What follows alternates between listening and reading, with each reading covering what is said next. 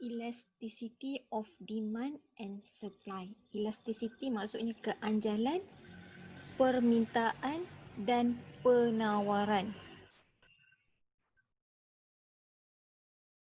Learning objective from this topic to understand the meaning of responsiveness of demand to change in determinant of demand, to lay down the degrees of responsiveness of demand, to discuss various types of elasticity of demand, to learn how to measure elasticity by various methods. Lastly, to understand the relevance and application of elasticity of demand. Okay, so you have 5 objectives from this topic. Okay, the main objective, you have to calculate elasticity for demand and supply. So that this topic divide into two, demand elasticity for demand and also elasticity for supply. Okay, firstly, elasticity of demand. What's the meaning of elasticity of demand? Apa yang dimaksudkan dengan keanjalan permintaan? Okay, the sign for the keanjalan permintaan adalah ED. E stand for elasticity, D stand for demand. Okay. Firstly, elasticity is a standard measure of the degree of responsiveness of one variable to change in another variable. Keanjalan ni adalah pengukuran, darjah pengukuran tindak balas terhadap sesuatu pemboleh ubah terhadap pemboleh ubah yang lain. Okay, apa maksud pemboleh ubah dekat sini? So, nanti kita akan tengok apa yang dimaksudkan dengan elasticity. Elasticity of demand measure the degree of responsiveness of demand for a commodity to a given change in any of the independent variable that influence demand for that commodity, such as price of the commodity, price of the other commodities, income, taste, preference of the consumer and other factors.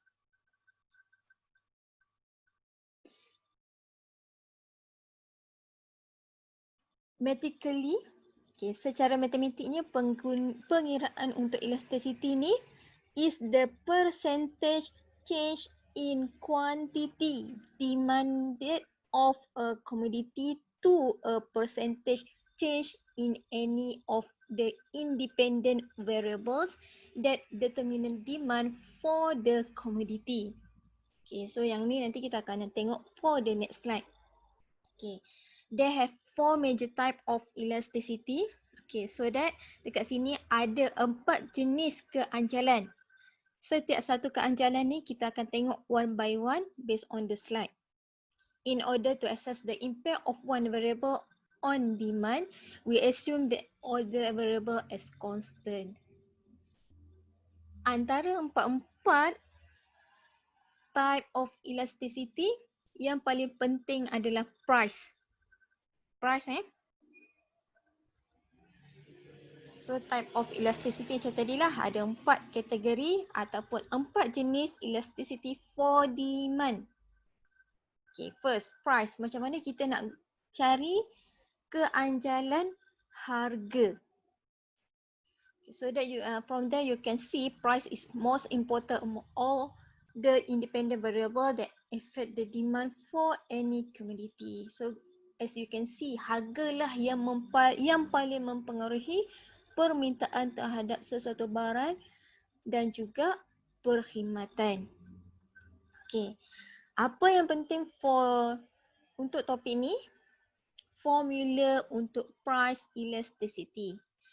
Okay, bila you tahu formula untuk price elasticity, secara automatik you akan tahu keempat-empat formula jenis elasticity of demand. Okay, price elasticity of demand. ED stand for ED. Percent change in quantity demanded, peratus perubahan kuantiti bahagi dengan peratus perubahan harga. Okey, so daripada sini you boleh ringkaskan dalam bentuk matematik. You boleh ringkaskan dalam bentuk matematik. ED bersamaan Q2 minus Q1 bahagi dengan Q1 darab dengan P1 bahagi dengan P2 tolak dengan P1. Okay. Kat sini mesti you all confused kan? What's the meaning of Q2? What's the meaning of Q1? And what's the meaning of P1? And also what's the meaning for P2? Okay. Q2. Q2 ni maksudnya kuantiti baru tolak dengan Q1. Q1 tu adalah kuantiti lama bahagi dengan kuantiti lama darab dengan P1. P1 maksudnya harga lama bahagi dengan harga baru tolak dengan harga lama.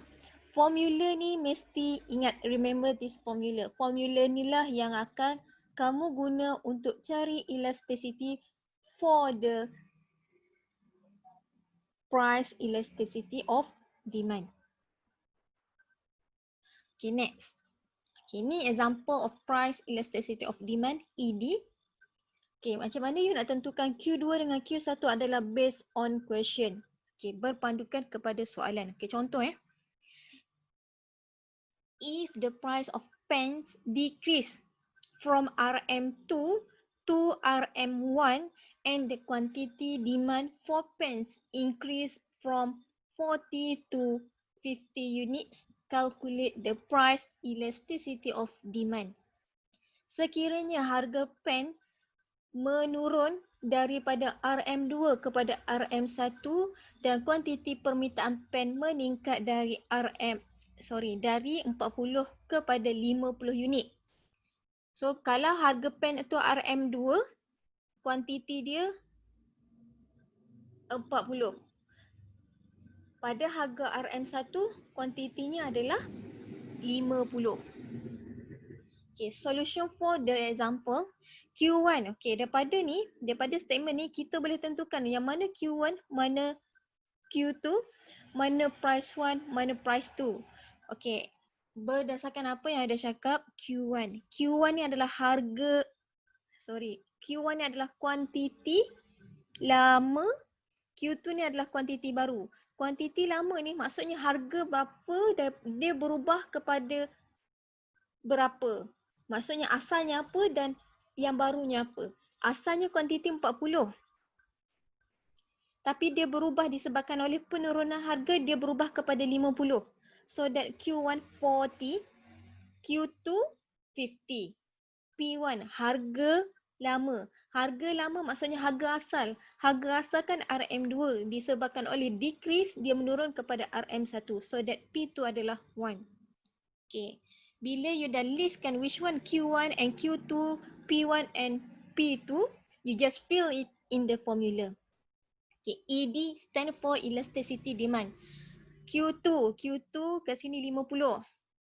Q1 adalah 40. Divide by Q1 40. Darab dengan P1 2. Divide by P2 minus P1. P2 1. P1 2.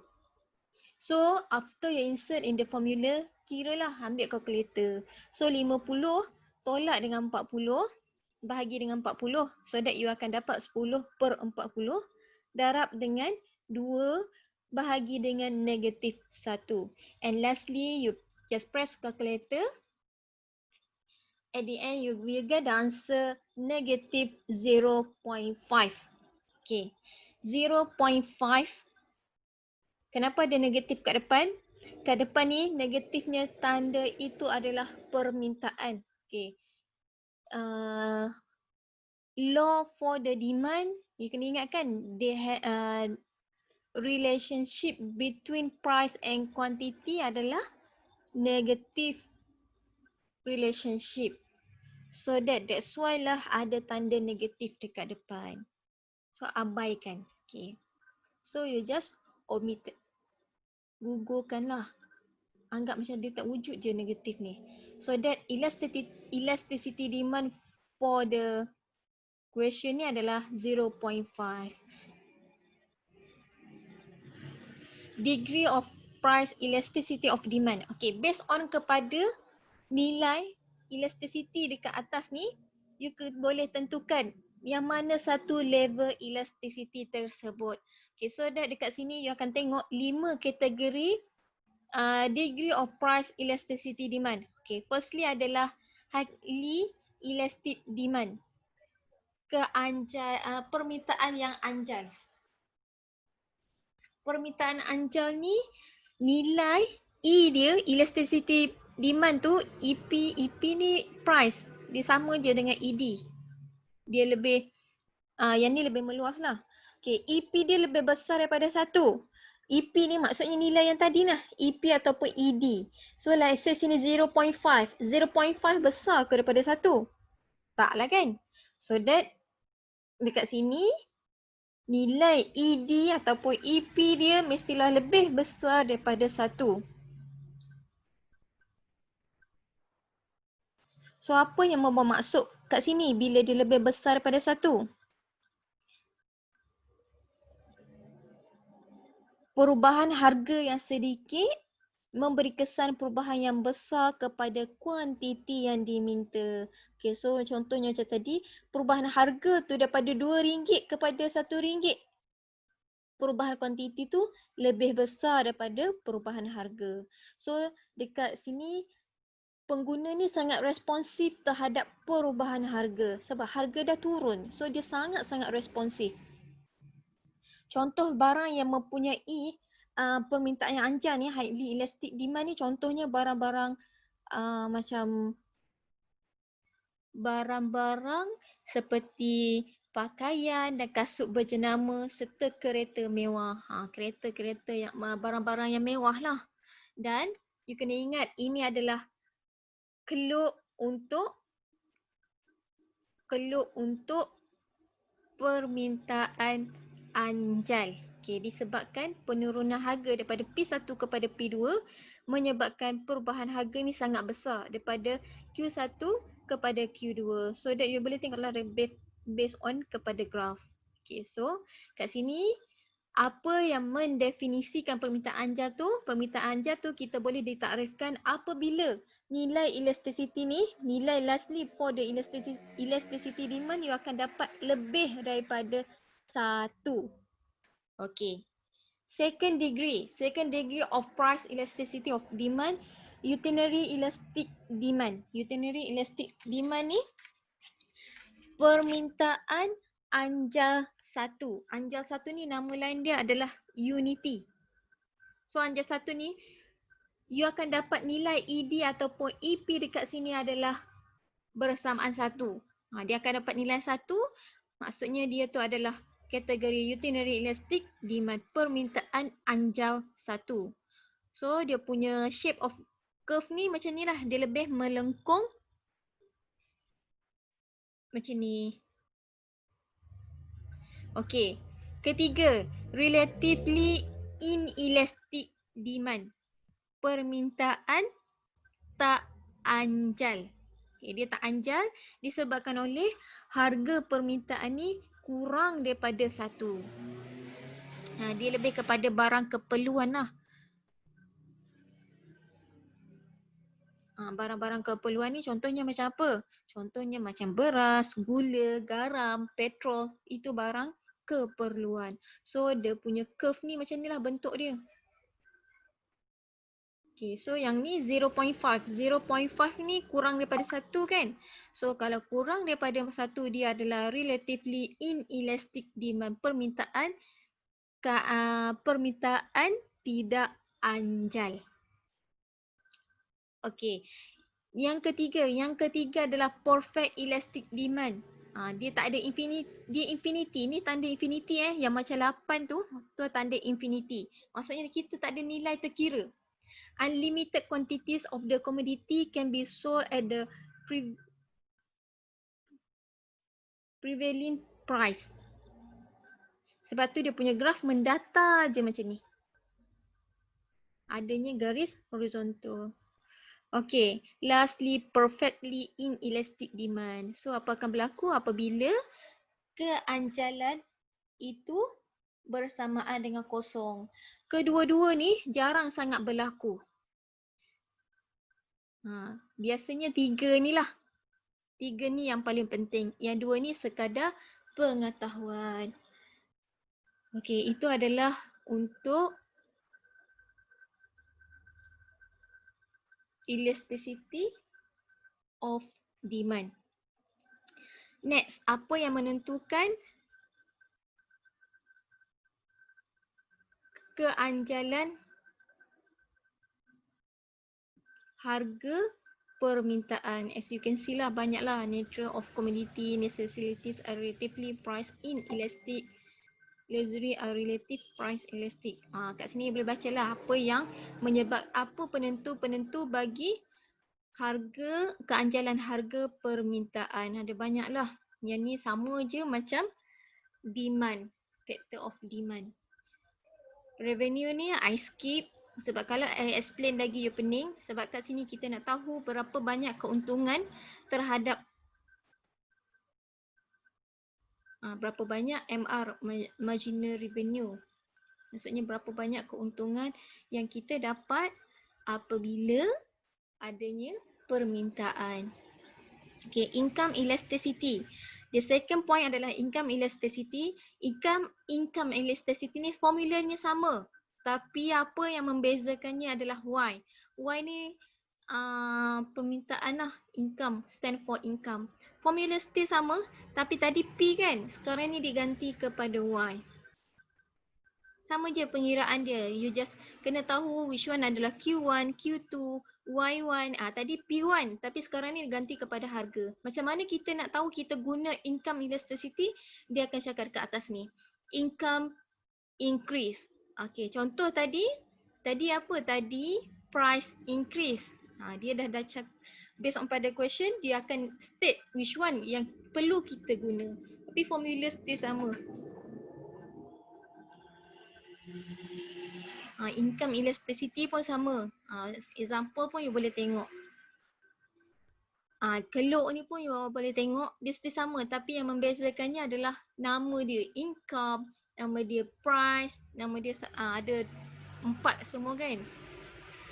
Cross elasticity pun sama, cross elasticity of demand pun still sama, guna formula yang sama tapi digantikan dengan percentage change in quantity demand of product X, percentage change in price of product Y. Quantity barang X, harga barang Y. So harga yang berbeza lah, dia lebih kurang macam barang penggenap dengan barang pengganti. So still sama, guna formula yang sama untuk kira elasticity. And lastly, promotional elasticity of demand. Yang ni pun still sama, you still guna formula yang sama. And the second subtopic adalah elasticity of supply. Yang ni pun still sama. Apa yang you perlu tahu untuk topik ni? Formula for the elasticity. Formula dia sama. Datanglah soalan price ke income ke, still guna benda yang sama. Supply pun sama. If the price of shoes increase from RM20 to 30 and the quantity supply increase from 40 to 50 units, calculate the price elasticity of supply. Supply ni kena ingat, siapa yang supply barang itu adalah firma. Siapa yang demand barang itu adalah customer. So that you just insert in the formula and lastly you will get the answer 0.5. So 0.5 ni lah you ketentukanlah which one adalah degree of price elasticity. 0.5 tu kan tak anjal sebab dia kurang daripada 1. Yang lebih daripada 1 itu adalah anjal, kurang daripada 1 tak anjal. Kalau bersama dengan 1 itu adalah anjal 1.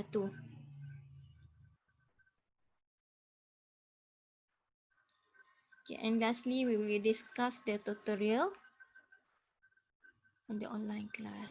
So that's all for the topic elasticity.